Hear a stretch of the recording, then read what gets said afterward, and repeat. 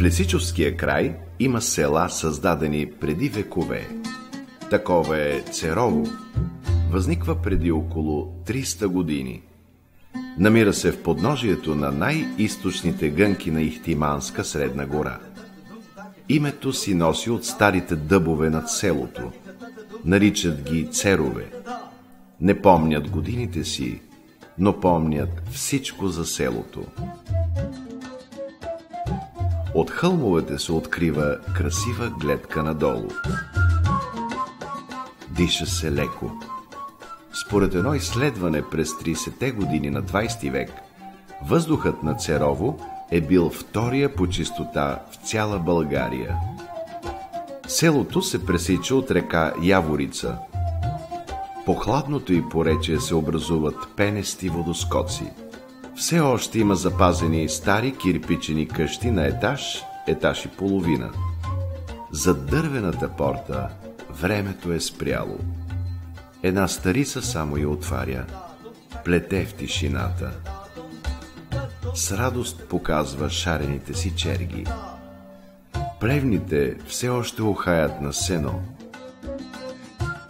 Стопаните им ги ползват и до днес. Запазени са и някогашни земеделски средства за обработване на земята. Един миг спокойствие се оглежда в дълбокия кладенец сред двора. От тракийско време до днес различни хора се заселват тук. Идват от Шуплука, Македония и Янина. Будни хора са церовци. Първата църква Свети Георги е построена през 1855 година и опожарена през Априлското въстание.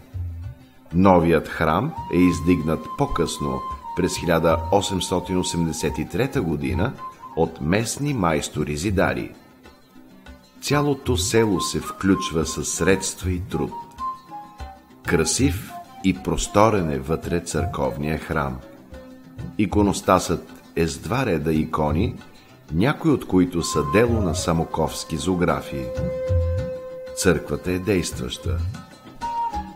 Населението на Церово е предимно източно православно. Има и евангелисти и петдесетници. Евангелската църква води своето начало още преди освобождението в 1885 година.